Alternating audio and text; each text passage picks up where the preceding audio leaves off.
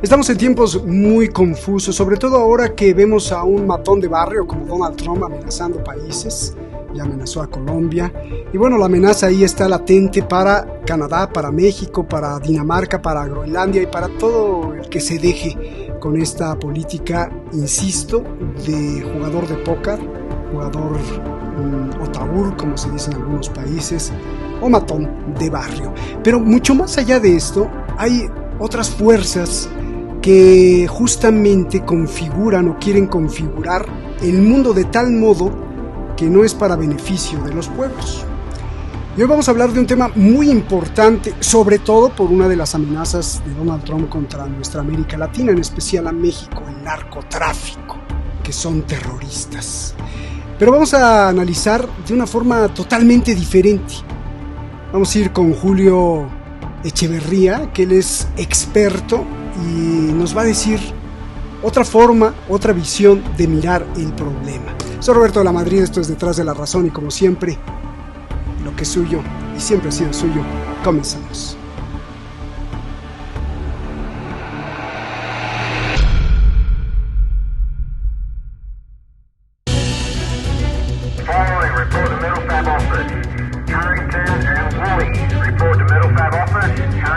Primeramente, voy a declarar una situación de emergencia nacional en la frontera sur.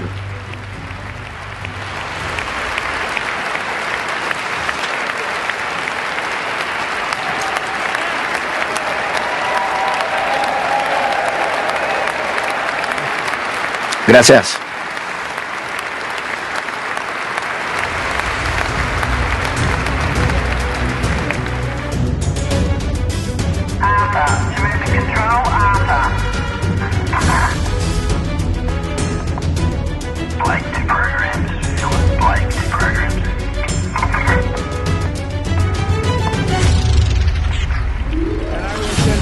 Y voy a mandar tropas a la frontera sur para enfrentar esta invasión desastrosa que ha sufrido nuestro país. Bajo las órdenes que firmaré hoy también, vamos a designar a los carteles como organizaciones terroristas internacionales.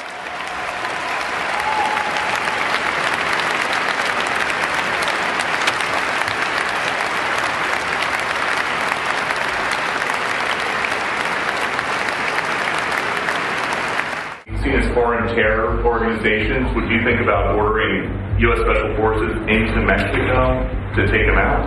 Could happen. Stranger things have happened. Formally report to Middle Fab Office. Harrington and Woolley. Report to Middle Fab Office. Harrington and Woolley.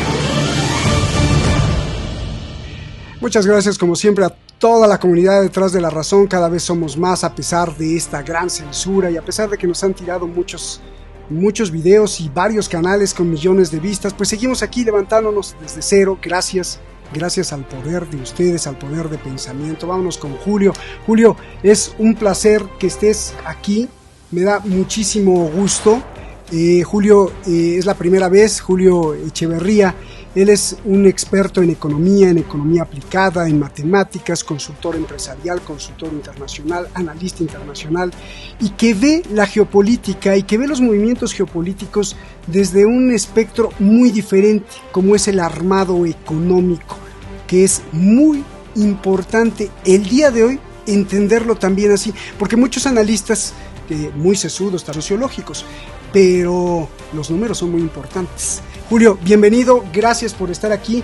Vamos a hablar del narcotráfico, el narcotráfico como sustento del poder, pero como el sustento de algo más importante que el poder, porque la bandera del poder hasta este momento es utilizada por Estados Unidos y esa bandera que ondea así, pues se llama dólar. Julio, bienvenido, te vamos a escuchar con mucha atención y creo que son momentos muy pertinentes para hablar de estos temas y esperamos que pues nos recibas más invitaciones y estés con nosotros más veces aquí. Adelante, te escuchamos con mucha atención.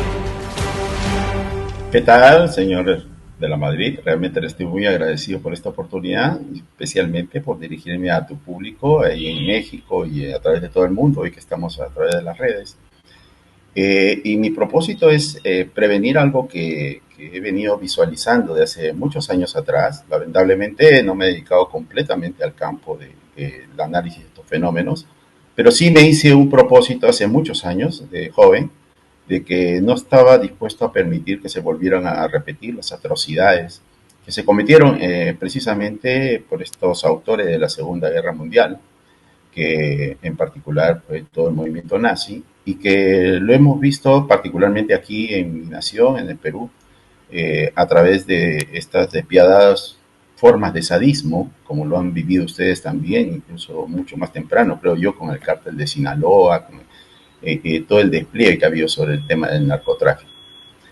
Yo particularmente estructuraría, digamos, para la comprensión de manera muy sucinta, digamos, de este fenómeno, este negocio ilegal. En primer lugar, entender primeramente que es un negocio, ¿no? Es un negocio que rinde altísimas utilidades, tiene márgenes gigantescos, pero esos márgenes gigantescos no se ven en nuestras naciones. Esos márgenes gigantescos, irónicamente, van ascendiendo, y conforme va viendo la mayor brecha, tanto en Europa como en Estados Unidos, vamos viendo de que es donde se va realizando estas transacciones. Como cualquier transacción internacional, se hacen bajo un patrón, y ese patrón es el dólar. Y este es el que permite a las entidades financieras precisamente financiar, o sea, hacer préstamos y girar, y en últimas se consolida todo un sistema monetario. Y este sistema monetario está totalmente comprometido con estos ingentes volúmenes que, si desaparecen, realmente lo dejan sin fondo, o sea, lo dejan realmente en una situación, porque es un mercado cautivo que tienen de jóvenes y que tienen también capacidad de compra. Entonces, lo que jala, como vemos en cualquier sistema, realmente lo que jala es la demanda, la altísima demanda de un mercado cautivo, pues un mercado de la adicción. Y esto tenemos una experiencia histórica, ¿no? Entonces, la primera experiencia histórica que hemos tenido, digamos, descarada, porque ha habido otras experiencias, pero ya de manera industrial, lo hemos visto con el caso del cultivo del opio, de la subordinación, el sustituto del algodón por el opio, en el caso de India, y la comercialización en China. Y hemos tenido la gran y famosa 2 guerras del opio que se establecieron contra China. Esta experiencia ha hecho formular cómo ciertas familias se han ido expandiendo en el poder, y particularmente cómo esto ha sido avalado por una corriente que hoy la podemos tener incluso como corriente de pensamiento económica, ¿no? Porque esto ha sido impulsado por la Compañía de Indias Orientales, con sede en Londres, y que ha tenido pues a los más grandes y conspicuos representantes del sistema económico inglés, desde Adam Smith, ¿no? Pasando por Ricardo, por Malthus, por John Stuart Mill. Todos los grandes clásicos de la economía han pasado precisamente por estas oficinas, por decirlo así. Han sido realmente los grandes ejecutivos en su época, llegando incluso al caso de Jeremy Bentham, ¿no? Que sabía muy bien, y son propagadores de una teoría filosófica y económica que es basada en el hedonismo, basada en el placer, basada en de ahí que viene el cálculo hedonista, ¿no? Entre el placer y el dolor, y eso es lo que ejecuta a través del precio, o sea, la oferta y la demanda. De manera sucinta decía yo que esta experiencia deberíamos analizarla en alguna oportunidad en mayor detalle, porque de ahí es que se comienzan a surgir una serie de familias que hasta el día de hoy siguen siendo muy famosas, como el caso de los Rothschild, por ejemplo, el caso de que vienen manejando a toda la banca internacional, y que declararon una guerra abiertamente porque China quería prohibir el consumo de la droga, y se impuso realmente el consumo, se impuso la protección militar a la comercialización y al tráfico, y no solamente se promovió el consumo, se garantizó el tráfico, y sobre todo le dio utilidades y grandes beneficios al de respaldo financiero a los administradores locales, como lo que redituaba ya en los mercados internacionales, que era lo que redituaba en el mercado de Londres, básicamente en la City, ¿no?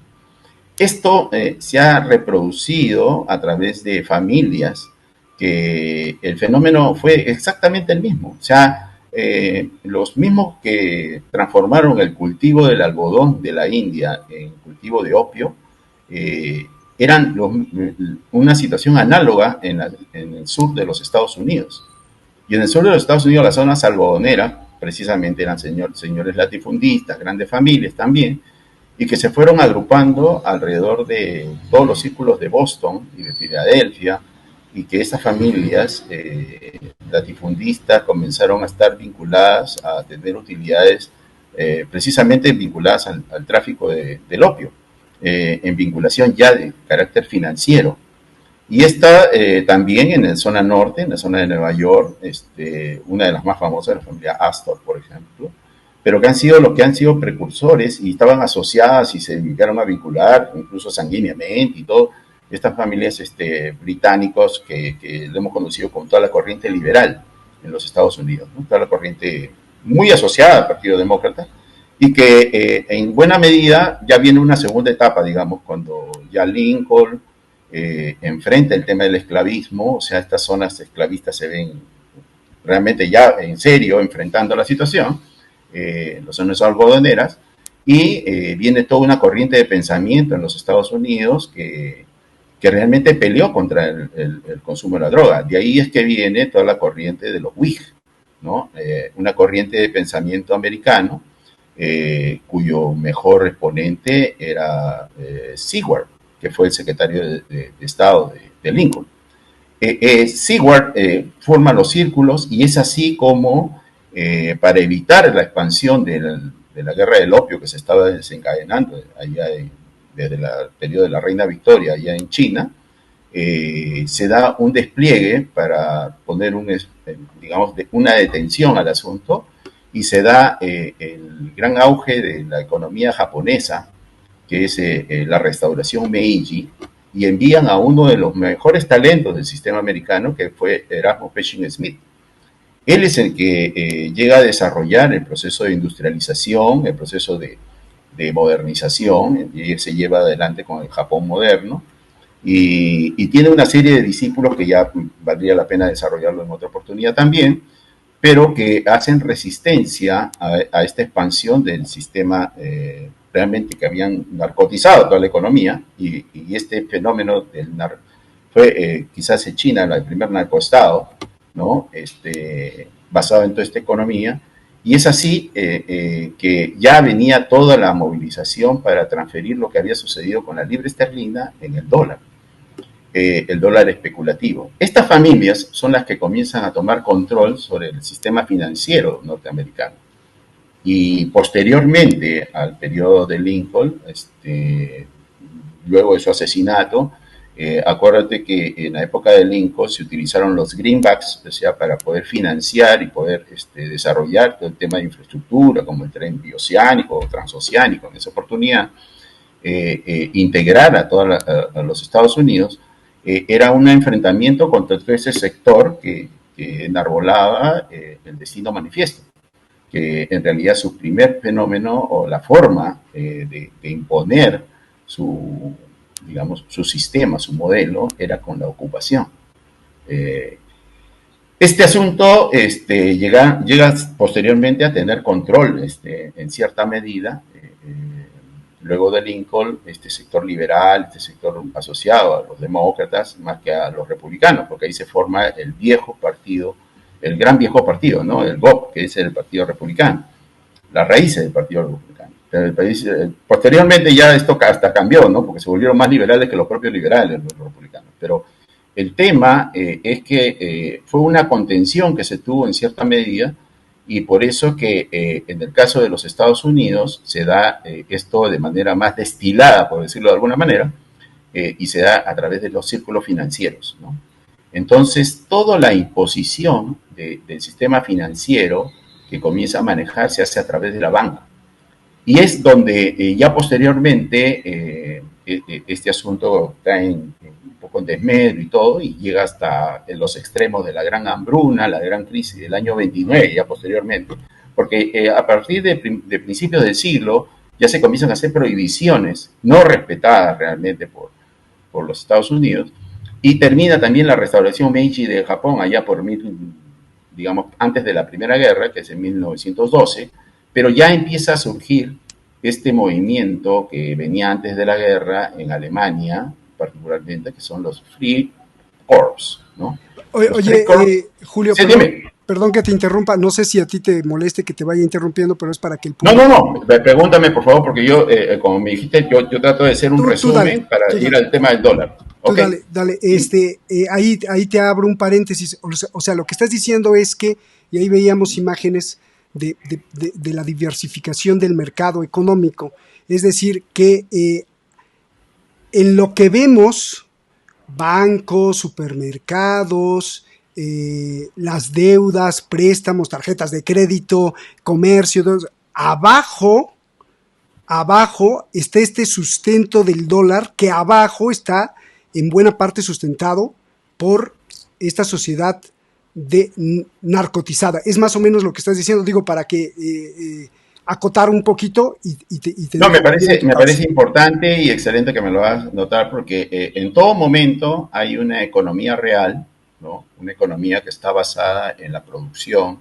de bienes, tanto de consumo como bienes de capital, y este desgaste de los bienes de capital se renueva constantemente con el impulso del desarrollo tecnológico, es decir, desde que la aparición del hombre se han creado actividades productivas, y esas actividades se han tornado en actividades económicas conforme la tecnología ha permitido el desarrollo más acelerado o con un mejor performance, muy concentrado en la productividad. Hablamos de productividad si hablamos de toneladas por hectárea o por metro cuadrado, hablamos de toneladas por hora hombre, o hablamos de toneladas por fuente energética, ya sea BTUs o kilowatts hora. Desde la época de la edad de piedra, nosotros tenemos actividades que aún mantenemos, todas las actividades extractivas, que es a la que nos están limitando los países, digamos, tercermundistas. Mientras que por mecanismos tecnológicos hemos elevado productividad de extracción, pero estamos muy restringidos en su transformación, es decir, no tenemos autogeneración de riqueza. Entonces, la economía real, por más primitiva que sea, tiene un sustento y circula el sistema monetario como circulante.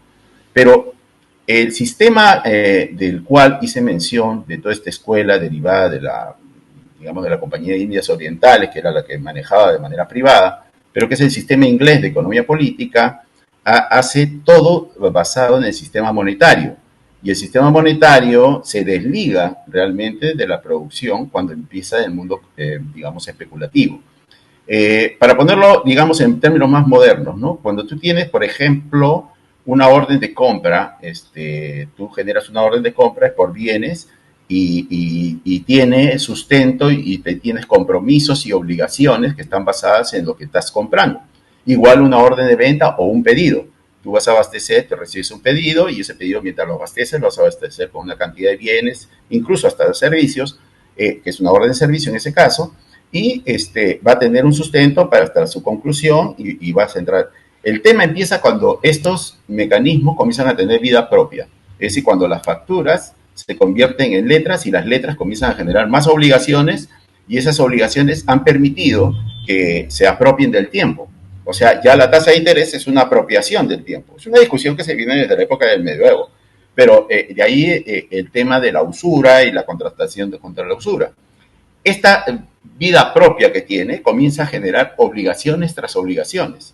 Entonces comienza a haber una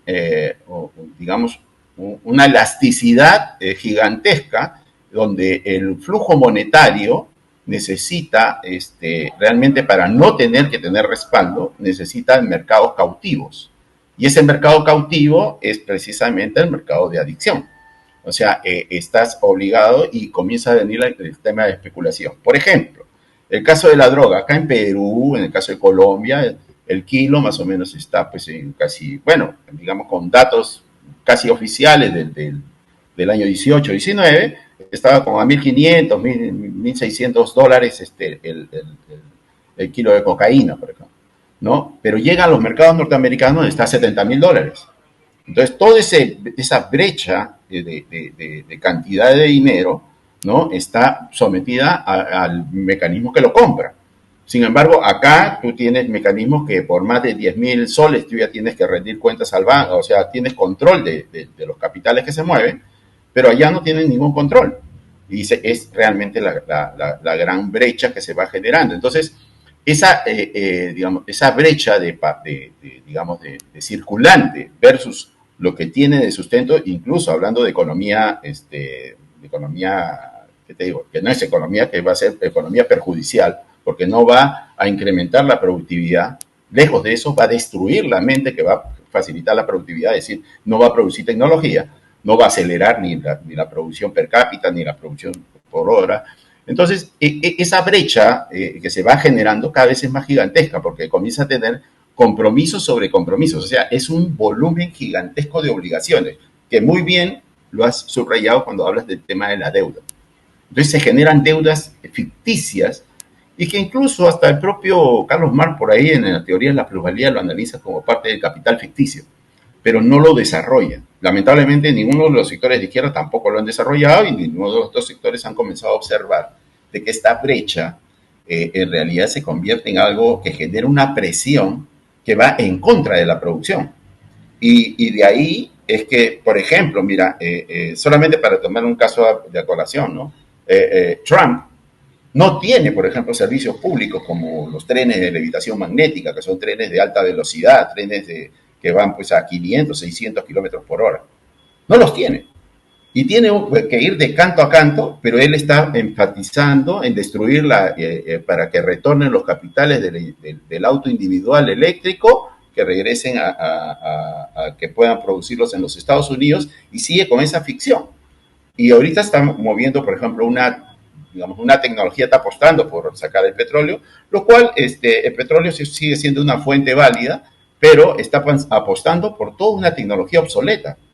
Sin embargo, todo lo está concentrando a sus cohetes a Marte, pero no está solucionando el problema del transporte público. Tú vas a cualquier ciudad de Europa, ¿no?, y el transporte público está totalmente interconectado al día, al minuto, y tienes desde tu celular cómo desplegarte, ¿no? Tienes al tren, tienes al tranvía, tienes al trolebús, tienes al ómnibus, todo completamente como un sistema integrado.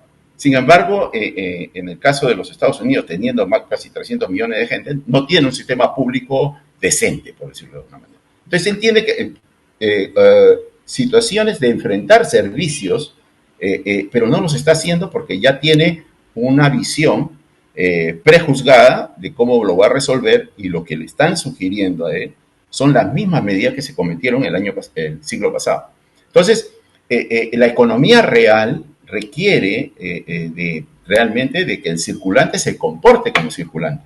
Entonces, hay un tumor gigantesco cancerígeno de todos los mecanismos que me estabas comentando, como por ejemplo la deuda, todo lo que son los activos financieros, y que fue ya el primer remesón allá en el 2008, cuando se vino abajo toda la especulación de bienes raíces, ¿no? Y todas las, toda la economía ficticia que comienzan a crear todo este sistema de Wall Street y de la City de Londres. Entonces, esto viene desde muy atrás. Entonces, toda la economía de la droga, ¿no?, está formando parte de ese bulto cancerígeno, que si le ponen freno, entonces no es creíble que enviaran a México, ¿no?, a un hombre boina verde, agente de la CIA, y con alta experiencia se supone de tener el tema de la droga, ¿no? Lo envían precisamente a México, ¿no?, cuando realmente casi todo lo que se ha heredado de este sistema inglés que te estaba, describiendo, cómo se ha instalado a través de los círculos financieros de Wall Street, y estos mismos han tomado control, y ahí hay un cambio que es bien importante ver la ruptura, que es el periodo de posguerra. O sea, pero previo a eso, en realidad, quien se enfrentó a una situación muy similar fue Franklin Delano Roosevelt. en el año 29, cuando se da la gran bancarrota, precisamente por esta desligación entre el sistema de circulante y de la producción real, se vino en picada todo el sistema financiero, fue un derrumbe que alertó. Cuando Roosevelt toma el poder en el 33, ¿no? Lo primero que hace es que separa toda esa cantidad de obligaciones ficticias, obligaciones de deuda, y las manda a un sistema totalmente pasivo y a reprogramarlas para que no estorben el proceso del circulante de la producción real. Y estamos hablando de un periodo cuando el dólar solamente estaba circunscrito a los Estados Unidos.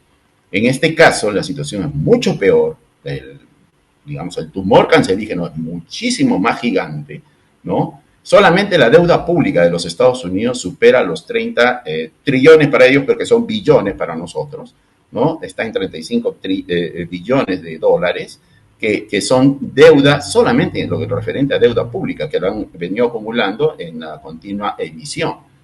Y ahora están decididos a hacerla pagar. Es decir, todos estos síntomas que estamos viendo de invasión, ¿no? Tanto la pretensión contra México, el caso de Panamá, el caso de Groenlandia, el caso de Canadá, el caso ya ahora también, la puerta se abre para Colombia con este decreto con esta situación legal en la que se declara a las organizaciones criminales del narcotráfico declaradas como terroristas. Esto le abre la llave para ingresar a cualquier ambiente. Entonces, Franklin Delano Roosevelt lo que hizo fue declarar la ley Glass-Steagall, que fueron dos senadores, el senador Glass y el senador Steagall, presentaron una ley que pudo segmentar de un lado todo lo que era la deuda improductiva, la deuda cancerígena, todo el cáncer acumulado, y comenzar a emitir crédito y no simplemente emitir moneda. Ahí hay una gran diferencia. Una cosa es préstamo y otra cosa es crédito. Y el crédito estaba dirigido a todas las obras que comenzó a desarrollar como pues obras de infraestructura, como particularmente el fuerte énfasis que hizo en energía, ¿no? Con el Valle del Tennessee, por ejemplo. O sea, habían obras que posteriormente, casi a su muerte, se tenía el caso con México, que tenía todo el proyecto de Nahuapa que venía desde el Canadá, ¿no? Y venía con Estados Unidos, toda la zona del Mississippi, y terminaba en México. O sea, obras gigantescas que lo comenzaron a acusar de muchas cosas, pero es la única forma que pudo resolver el asunto, pudo desinflar la pelota. Y de esa manera comenzó a haber un auge de un renacimiento de la economía norteamericana. A diferencia de lo que hizo Jean Marchand en la Alemania nazi. Jean Marchand sí comenzó primero a liberalizar todo, ¿no? A generar el capital privado, y que vinieron las inversiones de Wall Street en el plan Young y en el plan Dawes, ¿no? Que fueron los que financiaron la industria militar, y de ahí se comenzó a manejar a través de los billetes MEFO todo el mecanismo de la industria militar, y esta industria militar no era productiva realmente, ¿no? Y esto es lo que posteriormente obligó a la misma situación que estábamos hoy, a la invasión primero de Austria, y se quedaron todo el oro de Austria para poderle buscar respaldo al Reichsmark. Posteriormente vino a Checoslovaquia, donde tomaron toda la industria de Checoslovaquia para la industria militar, y todos los activos fueron, y se impuso el Reichsmark igual, y luego vino lo de Polonia, y ya la gente comenzó a reaccionar, porque este nivel de ocupación es la solución que dan desde el punto de vista financiero, porque tienen que tener las obligaciones, tienen que tener respaldo. Una obligación realmente emanada de una deuda ficticia. Esto es lo que sucedió incluso como lección. Inglaterra, cuando termina la guerra de secesión en los Estados Unidos, queda tremendamente endeudada, y de ahí es que viene toda esta experiencia de la guerra del opio primero, y que después controlan a través del sistema monetario, y por eso que tenemos en el escenario dos tipos de solución. O una solución productiva, que me parece lo más sano, y quizás crea el caso exclusivo, lo que está haciendo la presidenta de México, de convocar al sector empresarial. Me parece que ahí el énfasis en el proceso de industrialización, en el hecho de garantizar el empleo, bajo la amenaza de toda esta repatriación de sus compatriotas, me parece que convocar a eso, estoy viendo que tienen 100 parques industriales, han convocado creo que como 722 mil millones no sé si de dólares o pesos, pero están en un plan de orientar todo el sector productivo, pero le están poniendo a un elemento, ¿no? que si ella no lo rechaza, por lo menos debería colaborar o ser un colaborador de la lucha contra el narcotráfico y denunciar cómo que se hizo el golpe de Estado contra Pedro Castillo acá en Perú, ¿no? Declarando que realmente fue un golpe de Estado porque fue ejecutado por el zar de las drogas en el Perú, que es Vladimiro Montesinos. Entonces, ella debería combinar, porque si no sabe eso, un agente de inteligencia que ha sido Boyena Verde, y no sabe cómo se hizo el golpe de Estado en Perú, pues entonces va a ser un inutilito para poder combatir las drogas del cartel de Sinaloa o de Jalisco o de cualquier parte de México. Entonces, este fenómeno de la economía es crucial. O sea, el fenómeno del fascismo no es un fenómeno ideológico. El fascismo no es un adjetivo. El adjetivo en realidad es el producto de una acción verbal. Y esa acción verbal emana de la economía. O sea, el fascismo y todo el modelo nazi de economía política es lo que los banqueros están empujando que implemente Donald Trump. Este fenómeno, una característica es la ocupación. Por eso que Milei es uno de los predilectos, al igual que Noboa, porque Noboa tiene la economía dolarizada y Milei quiere dolarizar a la Argentina, porque el fenómeno es la dolarización. Y lo que más le espanta es que se pueda llevar adelante lo que Putin en la última reunión del BRICS postergó, que fue utilizar una moneda en sustituto al dólar. Entonces, entramos al fenómeno del dólar. El dólar está quebrado, el dólar está completamente inflacionado. Y lo que pasa es que Trump cree que el dólar es una moneda nacional. Y no sabe que el dólar, desde hace mucho tiempo, es una moneda transnacional, una moneda mundial, ¿no? Y que lo que él está absorbiendo es realmente no una papa caliente, está en un mundo caliente, o sea, un mundo hirviendo. O sea, y no se está dando cuenta de que lo que está haciendo es una barbaridad. Porque lo que está teniendo es algo que no puede respaldarlo con producción. Y todas esas maquilladas que está haciendo, las amenazas, las bravuconadas, en realidad van a tener un tiempo muy corto, porque en cualquier momento va a desencadenar en lo que ya nos estaba llevando adelante Biden, que era realmente llevarnos a una tercera guerra. Este es el primer punto que está en discusión. Aquí hay dos alternativas nada más. O Trump, como él lo sabe y lo conoce, porque en su periodo anterior no lo implementó, pero sí lo anunció, él sabe lo que es el contenido de la Glass-Steagall, ¿no? Y actualmente se está alineando a Wall Street al nombrar a Bessent como secretario de Tesoro. O sea, aparentemente para fusionar el Tesoro con la Reserva Federal, pero en realidad el fenómeno es mucho más grave que eso. Si no se para el tumor cancerígeno, no va a poder reactivar la economía, y menos con esos criterios de enfatizar en la industria automotriz. O sea, él está partiendo de una lógica de los años 40, 50, pero y todavía tiene un agravante adicional, que la mejor arma que usa es un arma del sistema americano.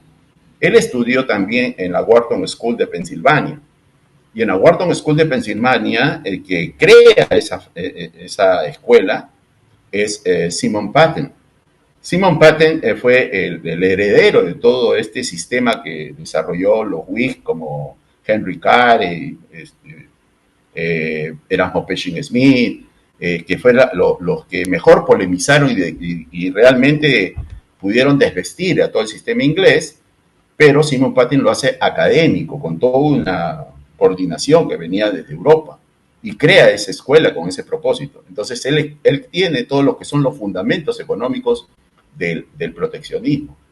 Y Trump no está usando el proteccionismo para industrializar, que es el propósito que se había propuesto a él. Él está usando el proteccionismo para amenazar y para realmente someter a otras naciones. Y el proteccionismo no le va a servir. En realidad, mira, ya empezaron a subir los precios en la zona de California y de Miami. O sea, se han casi duplicado los precios de consumo, ¿no? Primero que entra a tallar ya las sanciones, por decirlo así, van a comenzar a haber escasez de alimentos, y lo que va a hacer Trump no se va a comer la inflación, y va a agarrar y va a quitarle los alimentos a los países más pobres, que a duras penas pueden comer, porque a eso es que apunta, por eso es lo grave del asunto. En México tienen una suerte, que tienen una mente tan brillante como el ingeniero, por ejemplo, Ernesto Cruz González, que ha logrado rendimientos en maíz que no los ha logrado nadie, los ha logrado en China porque le dieron la oportunidad, y ahora está trabajando ahí en México. Y eso deberían reproducirlo en otros cultivos. O sea, ese nivel de capacidad de poder proponerse metas de alto nivel de rendimiento. Y eso en realidad es lo que deberíamos hacer en América Latina, un plan nacional o un plan continental, en primer lugar, con un primer punto, así como nacieron los BRICS, ¿no? O sea, antes que fueran BRICS eran los RIC, ¿no? Y ellos, el primer punto era no someterse a ningún tipo de sanción. Por ejemplo, mi país está sancionado, y eso lo he vivido yo en carne propia. Nosotros allá por el año 2002, 2003, compramos 4 computadoras gigantes, unos supercomputadoras para un proyecto que yo estaba en auditoría del proyecto. Y a la hora de la entrega, pues como ese fue una compra hecha por Telefónica desde España, fue aprobada y todo. Pero a la hora del despacho, cuando tenía que venir a Perú, pues teníamos que tener 2 computadores, uno para preproducción y el otro para las pruebas. Y sencillamente no fueron despachados. El Departamento de Defensa decía que esa era mucha tecnología para Perú. O sea, estamos viviendo desde hace mucho tiempo un apartheid tecnológico. O sea, no todos tenemos acceso a la tecnología según los Estados Unidos, y eso lo tiene supervisado el Departamento de Defensa. Entonces, hay un factor que ha manejado el tema de la droga ya de manera sistemática, y todo este sistema que estuvo manejado por los ingleses, lo hemos visto como, por ejemplo, en un periodo en que la Bayer misma comenzaba a vender, antes de que fuera el narcotráfico o los narcóticos o las drogas ilegales, tenían una participación muy directa, y allá en México también. La Bayer tenía pues jarabes de ¿cómo se llama?, de morfina, tenía también de cocaína, tenía una serie de compuestos de consumo masivo que se vendían incluso sin receta médica. Esto, cuando ya a principios del siglo llega a ser delito, posteriormente de la Primera Guerra, ¿no?, estas corporaciones que se agrupan a través de la IG Farben, ¿no?, que agrupa IG Farben de Industries, donde fueron agrupados la Bayer, la BAF, casi todas las empresas químicas de Alemania, ellas han continuado su negocio. Y son las que estaban muy vinculadas a este asunto. Ellos son los primeros creadores de la Coca-Cola, ya ellos estaban trabajando sobre el tema de la cocaína. Y estos señores son los que han venido financiando desde Wall Street, desde una alianza, y esta alianza que han habido siempre ha sido dirigida desde Londres, desde la City de Londres con Wall Street en el campo financiero, y ellos son los que manejan más que Trump el tema del dólar. O sea, ellos tienen un mejor, incluso el caso más patético es BlackRock. BlackRock, los 2 fundadores de BlackRock, o sea, Fink y el otro es Cavito, ambos vienen del First Boston Bank, y ahí compartieron como director también aquí con un expresidente de Perú, que es Pedro Pablo Kuczynski. Los 3 eran directores del First Boston Bank. Y desde ahí ya se estaba manejando todo el tema financiero de la droga. Pero Pablo Kuczynski y Carlos Rodríguez Pastor han sido pues gente muy vinculada al tema de las finanzas y a crear estas deudas interminables, estas deudas ficticias, ¿no? Y que nos han involucrado cada vez más. Y que aquí el tema de la droga la vino a crear Klaus Barbie. O sea, Klaus Barbie, que estuvo asignado a Bolivia, ¿no?, y aquí en el Perú estaba asignado Friedrich Sven, ¿no? Ambos vinieron a amenazar a un alto empresario que tenía todo el tema de la exportación de harina de pescado, para obligarlo a que dentro de los sacos de harina de pescado introdujera sacos de cocaína. Y su principal cliente de esta exportación era Aristóteles Onassis, allá en Europa. Entonces, esta red que existe a nivel mundial de estos multimillonarios, no aparecen de la noche a la mañana. O sea, actualmente, por ejemplo, la tremenda influencia que tiene Elon Musk sobre Trump ¿no? Ya aparecieron, pues, sus 4 jinetes del apocalipsis, ¿no? O sea, los altos directores de Google, de Apple, de Facebook, de Amazon, ya aparecieron a su alrededor. O sea, ¿por qué? Porque son los que manejan todo el tema de la información. Y a través de la información manejan a la gente y manejan la opinión de la gente. La gente ya ni siquiera puede opinar porque están totalmente copados. Entonces, este es el mecanismo de propaganda que ya lo habíamos escuchado antiguamente por el señor Goebbels. O sea, no han cambiado mucho las cosas. A ver, perdón, Julio, Goebbels es uno de los grandes arquitectos del nazismo. Entonces, lo que tú estás diciendo es que todos estamos viviendo en un modelo nazi que nadie quiere ver, o que nadie puede ver, o que muchos no pueden ver, porque más que todo el modelo nazi en que estamos viviendo es económico y sus prolegómenos y sus fundamentos se basan justamente en la arquitectura económica, y lo estamos viviendo todos o mucho en sangre propia. Eso es más o menos lo que estás diciendo, y yo te preguntaría, ¿y cuánto contribuimos, muchos sin saber o de una forma inocente, a justamente ese modelo nazi? Porque todos tenemos amigos que les gusta comprarse el mejor coche, endeudarse hasta el tope, dice, coches vemos, deudas no sabemos, porque finalmente entonces todos estamos en ese círculo que estamos alimentando a esta narcotización social, que no solo es de una droga, sino también de adicción a endrogarse. Perdón que te pregunte eso, pero hay... Mira, en primer lugar, solamente para ponerle mayor precisión a la regla, no es nada distinto a lo que acabas de describir sobre el modelo nazi. Solamente le quiero poner fechas, ¿no? O sea, nosotros venimos en los últimos 80 años en un proceso de incubación que se ha venido incubando, este proceso a la muerte del presidente Franklin Delano Roosevelt. Esta misma gente ha tomado control de casi todas las instituciones de poder en los Estados Unidos, que es al que, así llamado por, digamos, el gobierno oscuro, el Estado profundo, otros lo llaman gobierno en la sombra, tema que el propio Trump se ha decidido enfrentar. Es más, yo diría que a Roosevelt, por algunos indicios que hay, fue otro de los presidentes asesinados también. O sea, parece que lo envenenaron, pero eso ya podría entrar al mundo de la especulación, o no quisiera ni mencionarlo.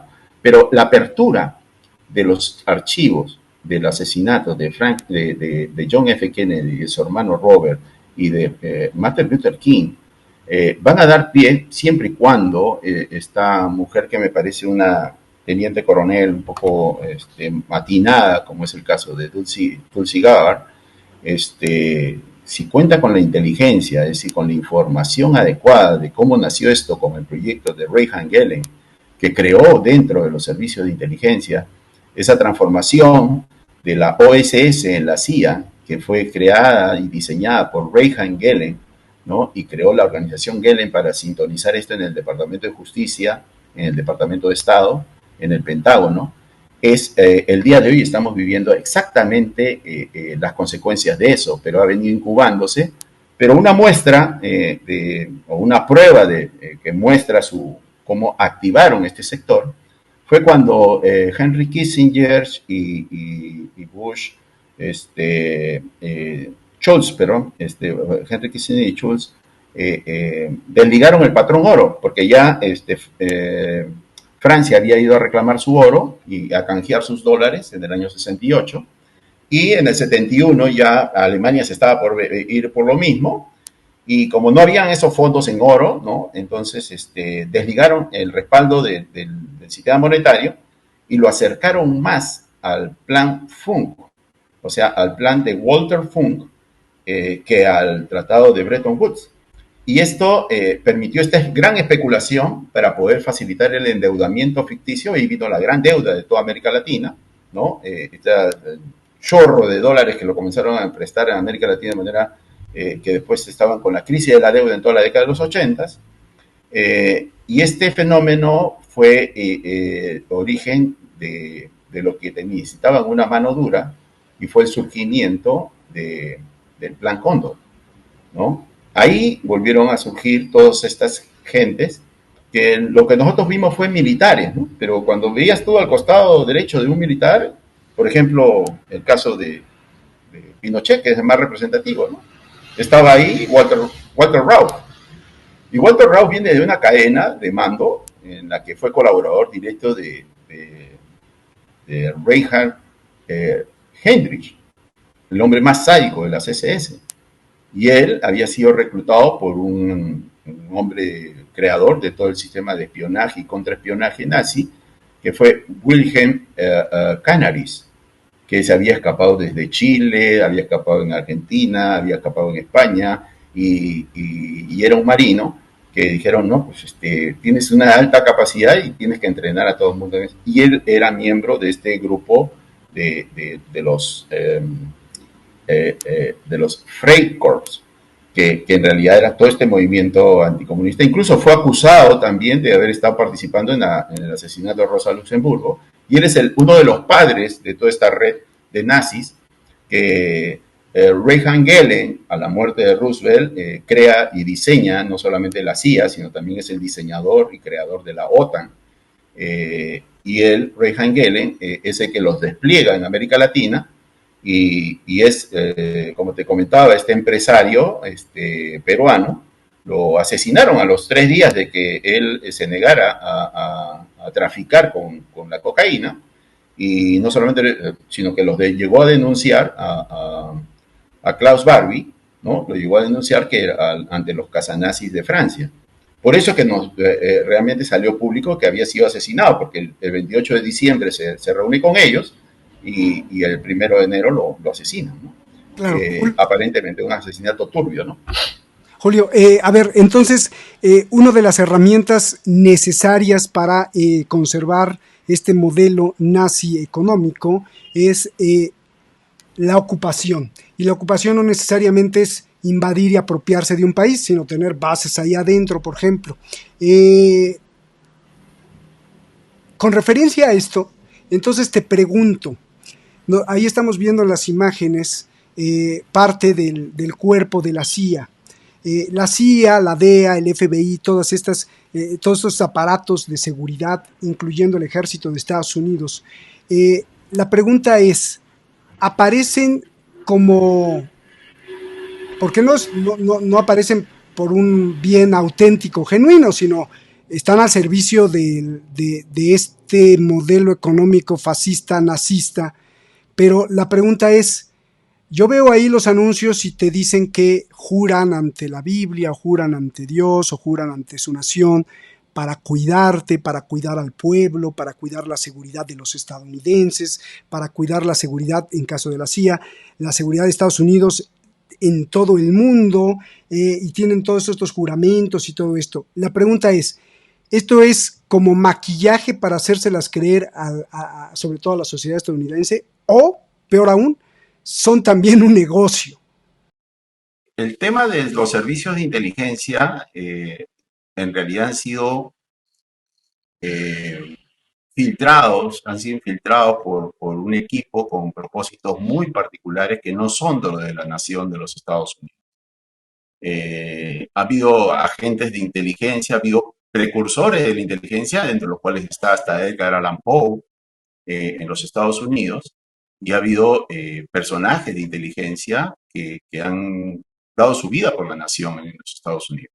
El tema es que realmente desde el periodo de estos Freikorps que surgieron con una orientación ideológica, han tenido mucho espacio y han permitido que realmente se subordine a toda una nación a propósitos muy específicos, muy particulares, que en últimas terminan en estas familias que controlan el sistema financiero. Entonces, los sistemas de inteligencia son absolutamente necesarios y hay vinculaciones y cooperaciones, como es el caso que se propone hacer una cooperación contra la delincuencia, contra el crimen organizado, contra las organizaciones internacionales. Es más, las agencias de inteligencia conjuntamente deberían evitar de que se vuelva a repetir este fenómeno como fue el nazismo, que gente que va en contra de la humanidad, y deberían detectar esto de primera intención. Y no están cumpliendo ese rol porque han sido infiltradas, copadas y monopolizadas. Incluso han pasado gobiernos y estos servicios de inteligencia han sido realmente inmunes a todo tipo digamos, de purga. Esperemos que realmente dotar a la actual candidata para la Acción Nacional de Inteligencia de Estados Unidos a que tenga una solución cooperativa.